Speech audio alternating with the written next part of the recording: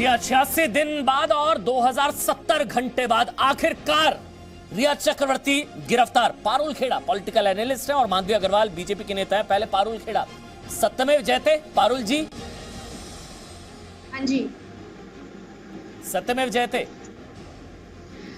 सत्यमेव जयते तो अभी हुई नहीं है। अब हम तो ऐसे खुश हो रहे हैं जैसे सुशांत को न्याय मिल चुका है। अभी तो लड़ाई बहुत बाकी है। अभी तो ये पता भी नहीं चला है कि सुशांत का सुसाइड था कि मर्डर था कि क्या था। हम इस गिरफ्तारी से हमने तो ये अनुमान लगा लिया है कि रिया ही कल्परेट है, वही कन्विक्ट कर दिया हमने तो उसे। अभी तो वो एक्यूज है बट हमने तो कन्विक्ट कर दिया इस मीडिया ट्रायल में उसे। बट क्या ये साबित हुआ है कि सुशांत सिंह का मर्डर जो है वो रिया के इस अभी भी टीम सुसाइड और सुसाइड नैरेटिव को फैलाएंगी क्या आप मैडम अनिल देशमुख की प्रवक्ता है क्या? कोई ऑफिशियल स्टेटमेंट है क्या अभी तक? ये टीम सुसाइड कब बाज आएगी? ये सुसाइड लॉबी कब मानेगी हार? आज सुसाइड लॉबी को सुसाइड करना चाहिए। मर्डर प्रूफ करिए ना। भाई ड्रग्स नहीं लेती हूँ, मेरा ब्लड टेस्ट करवा दो। ड्रग कार्टेल खड़ा हो गया। ये प्रायोजित साक्षात्कार में कह रहे थे, प्रायोजित साक्षात्कार में एक एक झूठ साबित हुआ आज।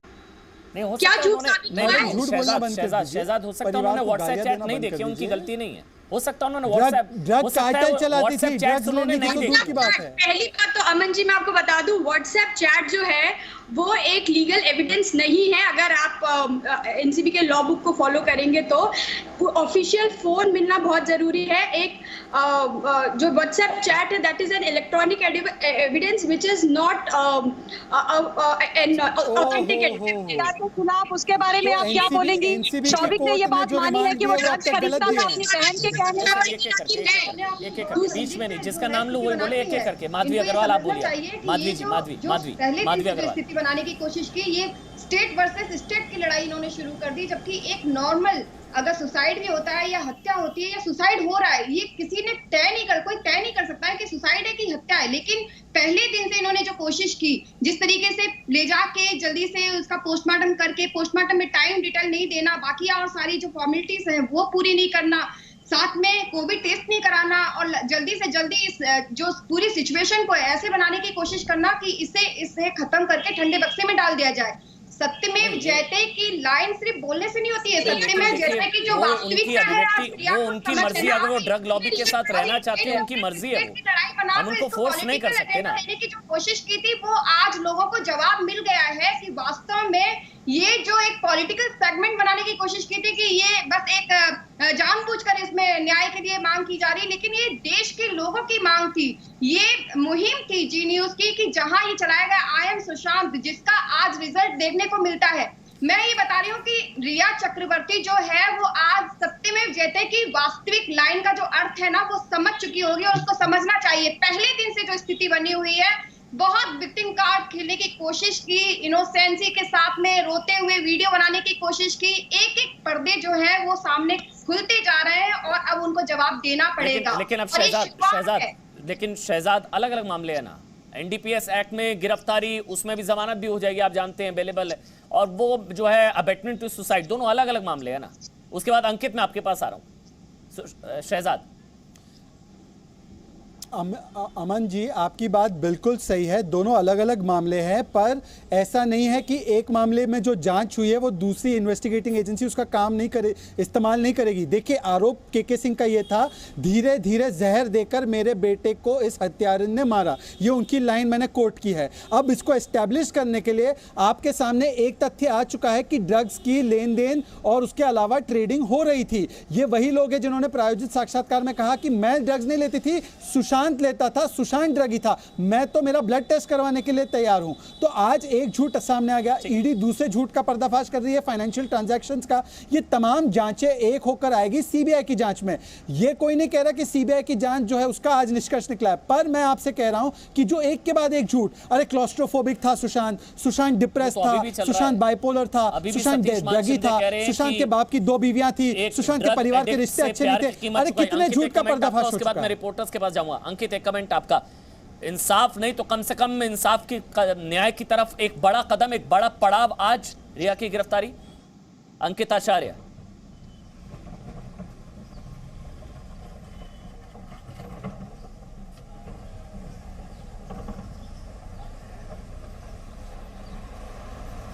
अंकित, रिया की गिरफ्तारी एक इंसाफ की तरफ एक बड़ा कदम, न्याय की तरफ एक बड़ा कदम।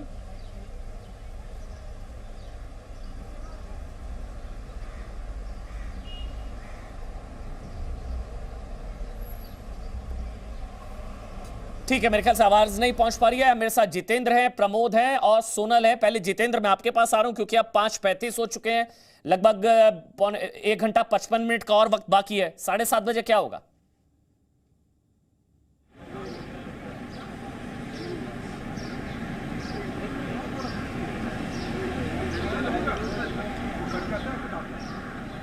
आवाज नहीं पहुंच रही है। प्रमोद अगर आप बता दें 7:30 बजे क्या होगा प्रमोद? देखिए, बिल्कुल आपको बता दें कि 7:30 बजे वीडियो कॉन्फ्रेंसिंग के ज़रिए मजिस्ट्रेट के सामने रिया चक्रवर्ती को पेश किया जाएगा।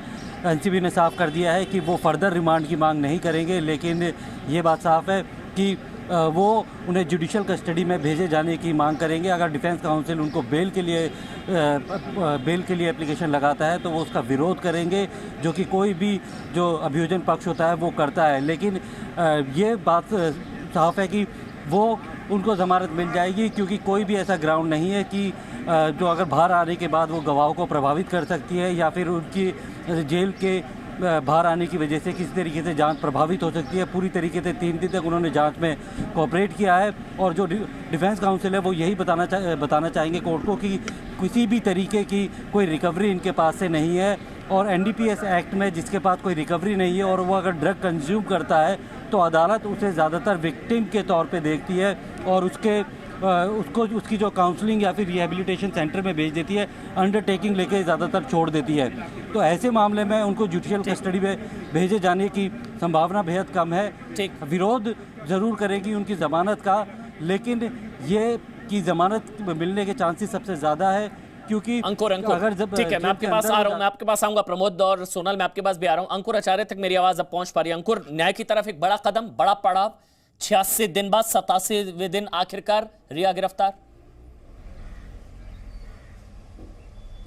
अब देखिए, इतना मतलब रिया अभी ऐसे मतलब बात घुमा रही है, वो खाली इल्ज़ाम लगा रही है परिवार के ऊपर कि 2 शादी कर लिए हैं उनके पापा ने, एंड उनके फैमिली के ऊपर आरोप लगा रहे हैं, उनके फैमिली के ऊपर ड्रग्स के आरोप लगा रहे हैं। वो क्यों कर रही है वैसा? तो अपने बचाव के लिए कर रही है ना, ठीक है? तो बचाव के लिए करिए। एक इंटरव्यू में बोला कि मेरे सपने में आए, मुझे बोला सच बोल लो, ये करो, ड्रग्स लेते थे और बोलते थे ऊंचाई से डर। ये सब भैया को ऊंचाई से डर क्यों हो गए? भैया खुद एक फाइटर मतलब वो थे, प्लेन उड़ाते थे, उनको ऊंचाई से डर क्यों है? मैं खुद उनके साथ जाता था दिल्ली में गया, जमशेदपुर में गया हूँ फ्लाइट से। वो एक बुक्स पढ़ते हुए जाते रहते थे। तो ये रिया क्यों बदनामी कर रही है भैया को? आज पकड़ में आ गया, शौबिक ने खुद बोल दिया। मेरी दीदी ने आज ममता काले वो लिख रहे हैं कि एक ड्रग एडिक्ट से प्यार की कीमत चुका रही है रिया। ड्रग एडिक्ट से प्यार की कीमत चुका रही है रिया, ममता काले। तो वो खुद पकड़ा गया। परिवार, चाहे वो रिया हो, रिया के पिताजी हो और अब सतीश मान शिंदे, ये सारे लोगों ने डे 1 से सिर्फ एक ही काम था कि अपनी गंदगी को छुपाने के लिए, अपने कुकृत्यों को छुपाने के लिए परिवार को बदनाम करना।